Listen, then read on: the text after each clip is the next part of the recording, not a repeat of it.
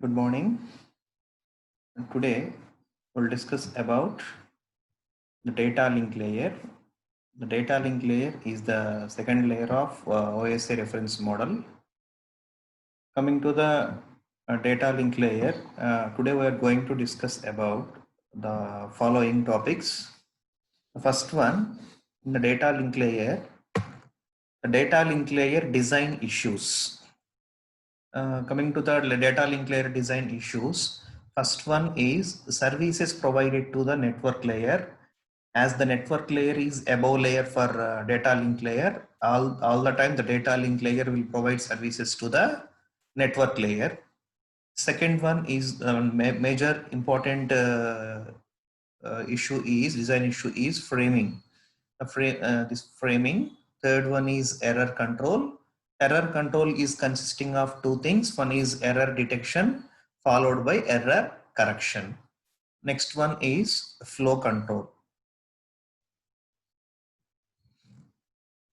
Coming to the functions of the data link layer, first it will provide service interface to the network layer. It will provide service interface to the network layer. Data link layer always responsible for dealing with the errors. That is error control and error control. Error control is consisting of error detection and error correction. Next one, the next function is regulating the data flow. If we do the regulating the data flow is nothing but the data link layer will provide the flow control. Dealing with the transmission of errors is nothing but it will responsible for error control, and it dealing with the regulating of data flow means it will provide flow control. Flow control comes into picture whenever there is a fast sender and slow receiver. uh, Fast sender will transmit the data rapidly. The slow receiver is unable to receive the transmitted the data. So it is the problem. What we required is flow control. In order to coordinate the fast sender and slow receiver, we need to regulate the data flow. For this purpose, we need a flow control. This is the function of data link layer. This is the functions of data link layer. See, this is a sending mission, and see where my cursor is pointed. This is a sending mission and this is a receiving mission. This is the packet. This is the packet in the network layer. Packet in the network layer. The network layer data unit is known as packet. The data link layer data unit is called a frame. The data link layer data unit is called a frame. In the sending machine, the packet which comes from network layer to data link layer is converted to frame. See here, see the frame. The frame structure is like header and trailer is two sides. In between header and trailer, in the middle one is payload field or data field. Field or data field. This one, the frame. This is known as frame, header and trailer, payload field. This frame is transmitted to the receiver. In the receiving machine, same frame is sent above, that means network layer. Frame is sent above, that is network layer. Frame is sent to the network layer, that is converted to packet.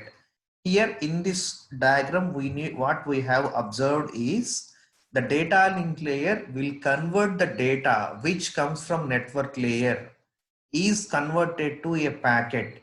A pack is converted to a frame. A frame structure will be like header field, payload field, trailer field. I will explain on what is the full explanation of frame. See, this is how the data link layer provides services to the network layer. Here we have two approaches. One is virtual approach and second one is actual approach, actual data path. Here host 1 and host 2 machines are there. This 1, 2, 3. This 3 is nothing but network layer. Here receiver side also a network layer. Here see the virtual data path. The data comes from network layer to data link layer, is directly transmitted to the receiver side data link layer, is receiver side network layer via receiver's data link layer. Here see how the virtual path will be like, how the data is transmitted from sender's network layer to receiver's network layer. From sender's network layer, the packet is transmitted to receiver's network layer via sender's data link layer and receiver's data link layer. This is known as virtual data path. See the second diagram, this is actual data path. In the actual data path, see this network layer from packet from this network layer is transmitted to the data link layer. The data link layer converted the packet into frames, and this frame is transmitted to physical layer, and this frame is converted to bits. This frame is converted to bits in the physical layer, and these bits are converted to signals, and these will be transmitted over the transmission medium to the receivers and physical layer, data link layer to network layer. This is how actual data path will be. These two are the different diagrams how the data link layer provides services to the network layer. See, this is the how the placement of data link layer. The next one is types of services provided to the network layer by data link layer. These are the different type of services provided by data link layer to the network layer. Here mainly we have we can see here three different type of services. First one is unacknowledged connectionless service. This is the first one. Second one, acknowledged connectionless service. Third one, acknowledged connection oriented service. These three are the different types of services provided by data link layer to the network layer. See the first one, unacknowledged connection less service. Here, if we don't have an acknowledgement, it is very difficult to find which data is lost. It is very difficult to find which data is lost. Here, the losses are taken care by higher layers. If we use a reliable medium like coaxial cables or optical fiber cables where the error rate is low, this one, which one, this unacknowledged connectionless service is used on only reliable transmission mediums like coaxial cables or optical fiber cables,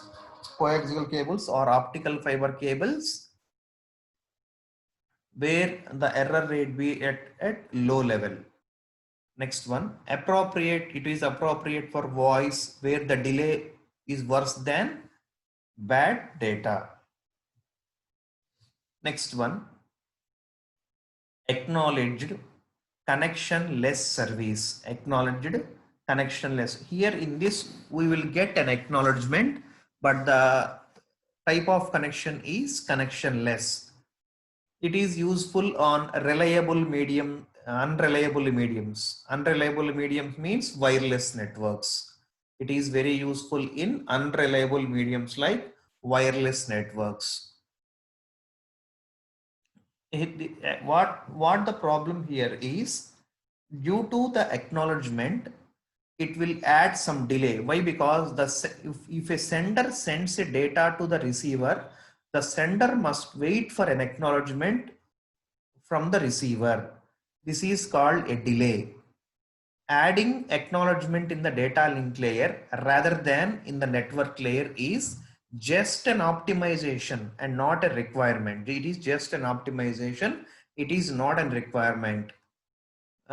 This is on reliable channels, like this is used on reliable channels like fiber. The overhead is associated with the acknowledgement is not justified. Here in this one is the major problem is the delay. The delay, why the delay happens? The delay happens due to an acknowledgement. A sender needs to wait for an acknowledgement of the data sent by sender. Now coming to the last one, an acknowledged connection oriented services. This is the most reliable one and guaranteed service. Each frame sent from the sender will get acknowledgement. Each frame is received exactly once. There is no duplications happens. Frames are received in one order. Why? Because it is a connection oriented service. Since all frames are received in order, first, second, and so on. These are the three different types of services provided by data link layer to the network layer. The next one, and very important one of data link layer function is framing. In framing, we need to discuss about CC, that is character count, flag bytes with byte stuffing, flag bytes with bit stuffing. First one, character count, flag bytes with byte stuffing, flag bytes with bit stuffing. Here see the character count. Here in the framing, the character counts. Here see, this is the data. This is the frame 1 of five characters. This is the frame 2 of 5 characters.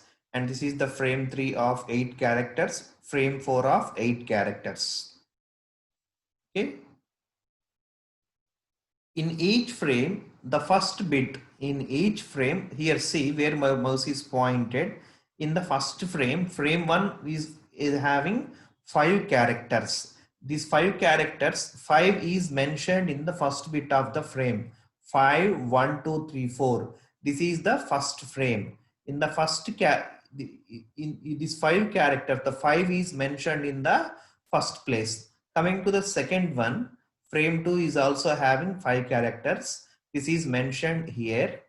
Frame 3 also having 8 characters. This is mentioned here. The frame 4 is having 8 characters. This is mentioned here 8. The problem here is the frame 1. Frame 1 is correct. 5, 1, 2, 3, 4. The first bit is 5. The size is correct. See the second one. If any one bit is modified, if any one, not bit, if any one character is modified, then the frame becomes to wrong.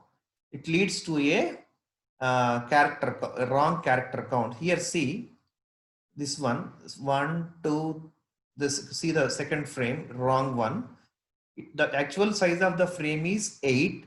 It is showing in the first one 7. So it is wrong. Now see the next continuity. The next character count is 1. That is exactly wrong. This is the problem with this is the problem with the framing of character count. See the problems with the framing with character count. If the count is garbled, even the checksum, the receiver knows that the frame is bad. There is no way to tell where the next frame starts. The receiver gets confused where the next frame is started, where the next frame is started. If we use the character count if you use the framing with character count, at starting of the each frame, we need to mention the character count. If one count is garbled, receiver might confused. Asking for the retransmission does not help either, because The start of the retransmitted frame is not known. If the sender asked for the retransmission of the data, if we don't know where the frame is started, there is no use. Okay, so this character count will be no longer it is used. See next one, next framing technique is, the first framing technique is character count we discussed. The second framing technique is byte stuffing. This one is byte stuffing. See this one, in the byte stuffing, what is the actual, see here where my cursor is pointed, this one, this header field, payload field, trailer field is the actual frame. This frame is stuffed with a byte. This frame is stuffed with bytes, two sides, with a flag byte. This is one flag byte and this is one flag byte. This flag byte is used to separate the frames. This is the main intention of introducing a flag byte. The byte stuffing is we are placing the starting of the frame at the ending of the frame, so the receiver can able to know where the frame is started. This overcomes the problem which is raised in the first one, character count. See the first one, see the example here, a flag bit, a flag byte, and B. If the original data contains a flag, actually what we have done here, we have placed a flag to separate the frames. If the original data contains a flag byte, the receiver got confused. What is the original data and what is the stuffed data? So whenever a flag byte occurs in the original data, what we will do is we will place an escape flag before the flag byte. We will place the escape flag before the flag byte. This is the one after stuffing. We have stuffed escape flag before the flag byte. See the next case. Whenever a escape flag is occurred in original characters, what we will do? We will do is, see the right side, we will do another escape flag before the escape flag. This is the second case. Coming to the third case, whenever original data contains an escape flag and a flag byte, what we will do for this escape, first escape, this one, we will play one escape before the escape flag, and this for this flag we need to insert and one more escape before this flag one. The result is like this. This escape is stuffed one, this is the original one, this is the original flag, and this is the stuffed escape flag. Now see the original last one. If we see, original data contains two escape flags in the original data, what we will do? This is the original escape flag of data, and this is the stuffed escape flag, and this is the original escape flag, and this is the stuffed escape flag. This is how the framing with byte stuffing is byte stuffing. Here the problem is, in the byte stuffing, the problem is fixed character size. It assumes the character size to be, what it will do? It assumes the character size is 8 bits. Cannot handle it cannot handle heterogeneous environments. It cannot handle heterogeneous environments. This is the problem with this fixed, this framing with byte stuffing. Now see the next framing technique is framing with bit stuffing. Previously we have what we have done? We have done a byte stuffing. Here we have to do is bit stuffing. See the example, the first A, this one is the original data. This one is the original data. This one is stuffing. Bit stuffing happens in the second level, and here are in the third level, destuffing has been done.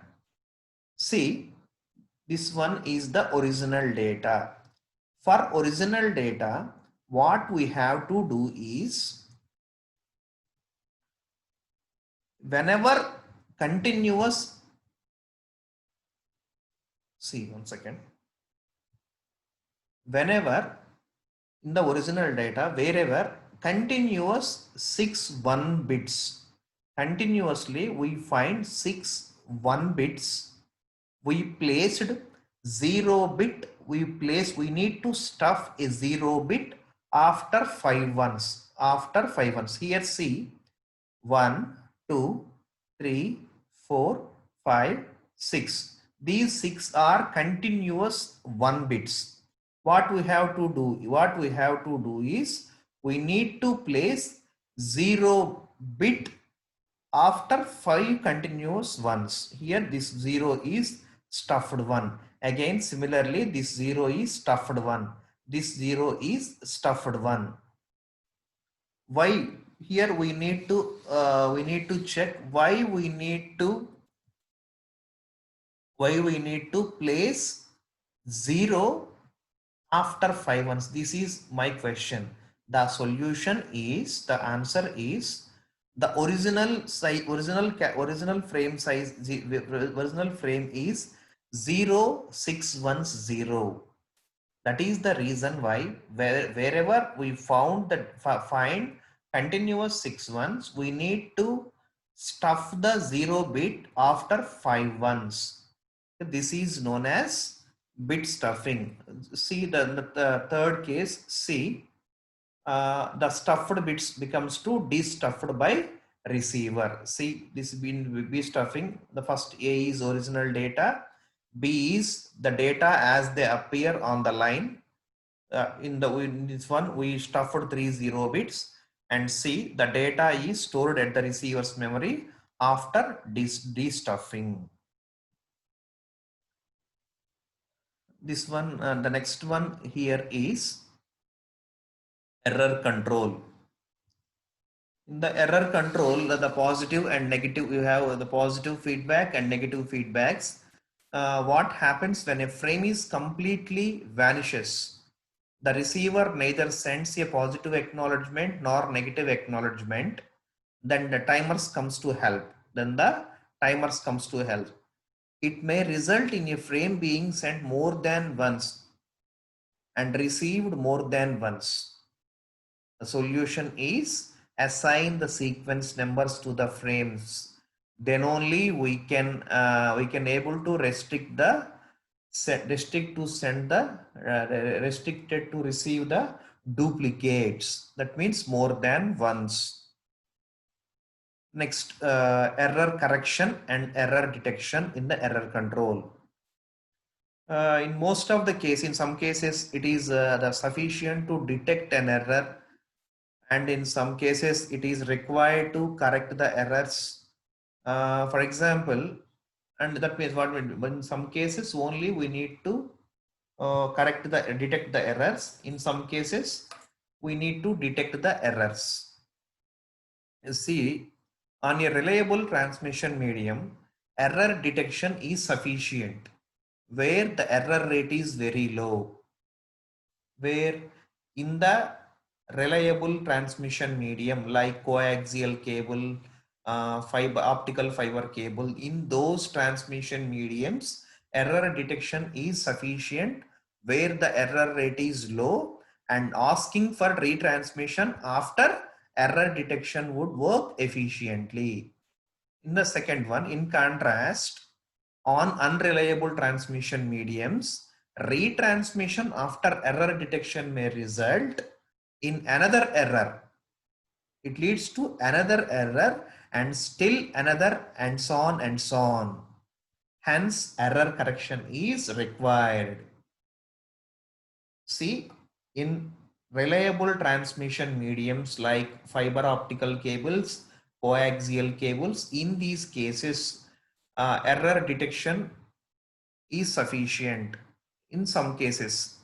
In this unreliable transmission medium like wireless networks, if the retransmission after error detection happens, it leads to another problem and another problem and so on and so on. So in these particular cases, we need to have error correction.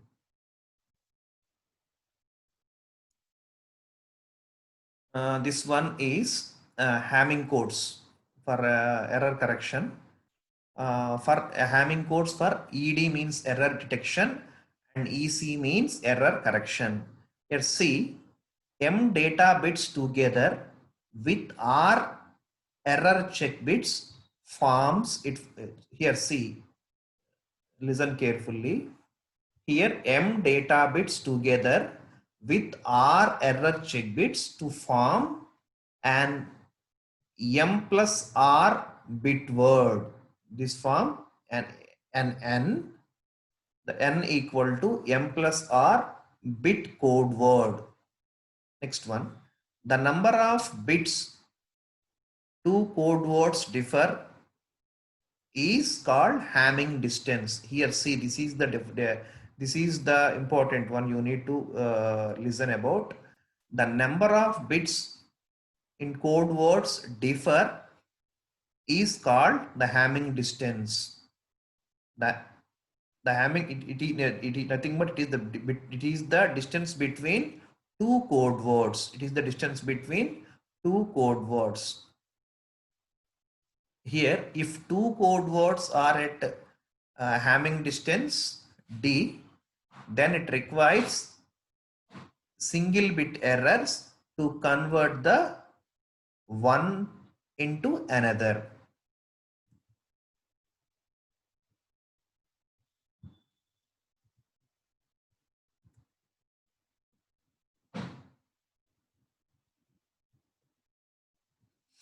Here see, Hamming distance of a coding scheme. From m-bit data, all the two power m is possible. Combinations are legal ones, but not all 2 power n code words are used. In a coding scheme, some of the code words are legal and some of the code words are illegal. For example, consider a parity bit 1 r equal to 1. The parity is appended to the value so that the total number of ones in the code word is even. Here see, 11011 is legal code word in this scheme, but 11010 is not.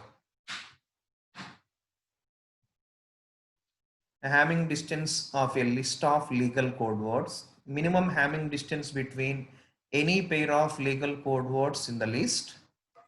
And we need to remember in each algorithm to compute the check bits to create a different list of legal code words. First one, use of Hamming distance for error detection. Use of Hamming distance for error detection. To detect D single bit errors, we need a code list with Hamming distance at least D plus 1. Listen carefully. To detect D single bit errors, we need a code list with Hamming distance at least D plus 1. For example, for the parity scheme, the Hamming distance is 2. Hence, it can be used to detect single bit errors, that is D equals to 1.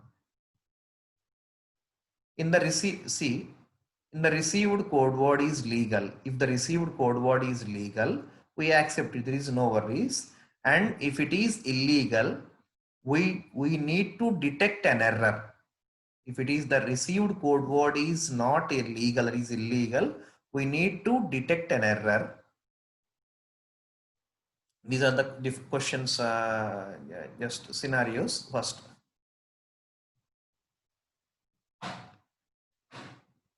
you need to follow these ones. What happens? Can it happen that we received a legal code word when these single bits are occurred? That is equivalent to saying, can we get legal code from another legal code by single D bit errors? This is the answer. You can see and one more questions too here. Now you can see here use of Hamming distance for the previous one is Hamming distance for error detection. This one is Hamming distance for error correction. To correct a single bit errors, what we need to do is we need a code list with a Hamming distance at least 2D plus 1. This one is very important. To correct a single bit errors, we need a code list with a Hamming distance at least 2D plus 1. For example, see the example here. Consider the following legal code words. Here the Hamming distance is 5. It can be used to correct the 2 single bit error. The Hamming distance is 5 means it can use it to detect the single bit errors according to the formula 2D plus 1. These are the scenarios.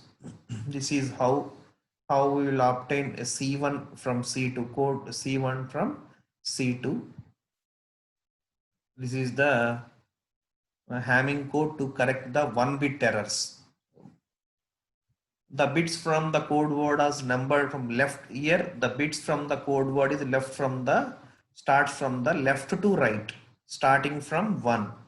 The bits are powers of 2 and check bits 1, 2, 4, 8 and so on, and the remaining are data bits. Expand to the position of each data in the powers of 2. For example, 1, 1, that is 1 plus 2 plus 8. So 11th bit contributes the computation of value of these check bits, that is 1, 2, 8. Similarly, we do this for each data bit. The value of check bit is computed. The parity of all the data bits that contributes to the together with the checked bits itself is even. For example, see here. Here see 100 111 will be the sent as the code word becomes to 0011 001 5 zeros. Hamming code to the here previously we can see the Hamming code for single bit errors. This is the Hamming code to correct the burst bit errors. Burst bit errors means more than one bit is changed. That more than one bit is changed. Those are known as corrected bits. See that this one, first one is the characters, second one is the ASCII value, and third one is checked bits. Third one is checked bits. These checked bits nothing but the changed bits, order of bit of transmission. Next one for the error detecting codes is very important one is polynomial code or cyclic redundancy check, that is CRC. CRC means cyclic redundancy check. Here, see a message M.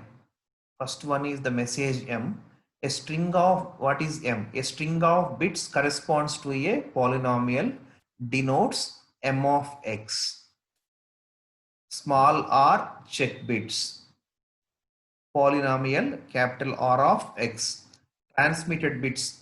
Here the transmitted bits are M plus R. Here M is the original message, that is the data. Here R is the redundancy bits. R is redundancy bits which are generated by a generator. This R is added to the M. That is T of X equal to M of X plus R of X. Next, the generator polynomial is G of X. R check bits are computed so that our g of x is divides t of x. The remainder is 0. This is very simple.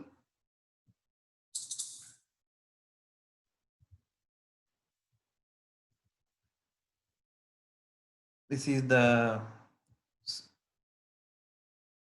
see the how the calculation of a polynomial. Here see, for the detection of error codes, here the given frame is 110101111.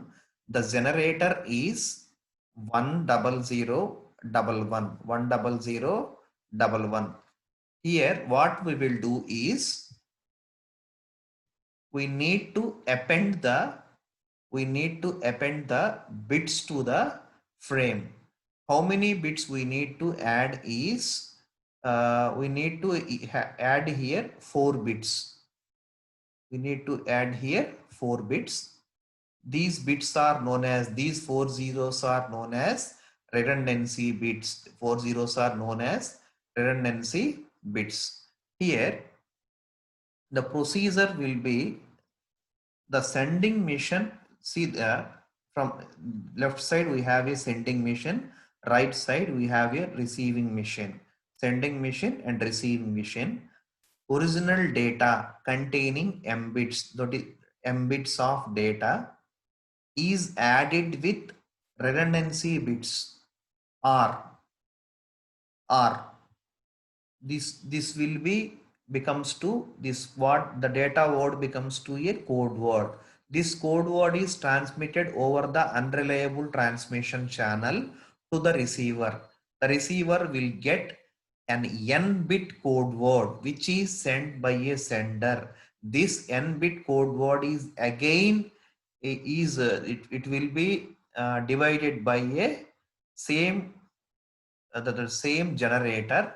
If the receiver will get a 0 value, then it is actual data. If the receiver will not get a 0 as reminder, the data is changed during the transmission. In this way, the receiver can detect an error. Here see, this is the frame and this is the generator. For this frame, we need to append 4 redundancy bits, 4 zeros, and by 10011 we need to divide this frame. After this, these are the appended bits. First we can do this, cannot divide this one. This do only 10011 into 1 becomes to 10011.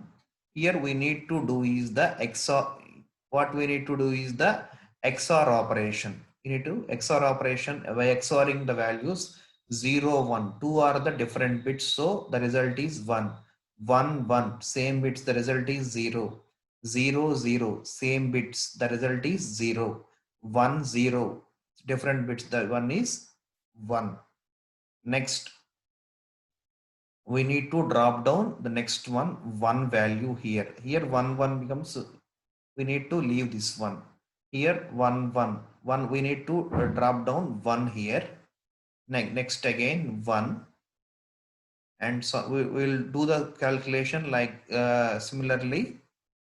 What we will get, the we'll get the remainder 1110. You will get the 1110. What we need to do is we need to replace the appended bits, this redundancy bits, by 1110. By 1110. These 4 zeros are replaced with 1110. That is called a transmitted frame. That is called transmitted frame. The transmitted frame contains redundancy bits. The redundancy bits are calculated by this calculation. Here 0001 is the appended bits. This transmitted is frame will be checked by receiver with the same generator. If we'll get a reminder 0, there is no problem during the transmission. If the remainder will not get 0, if the receiver will detect an error. There might be a change in the data during the transmission. This is how we can detect error by using CRC, cyclic redundancy check.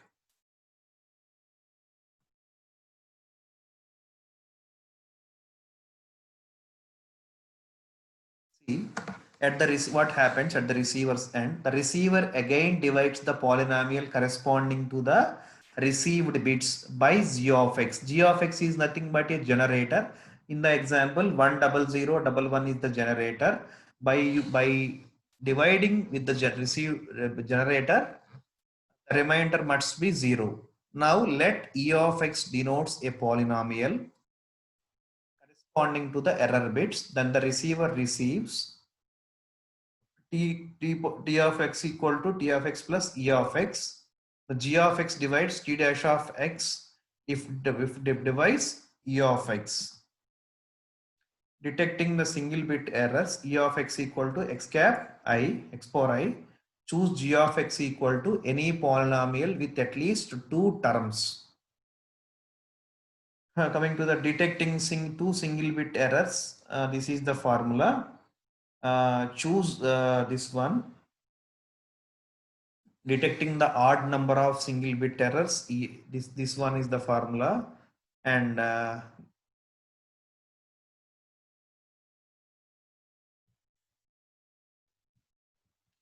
this is about error detection.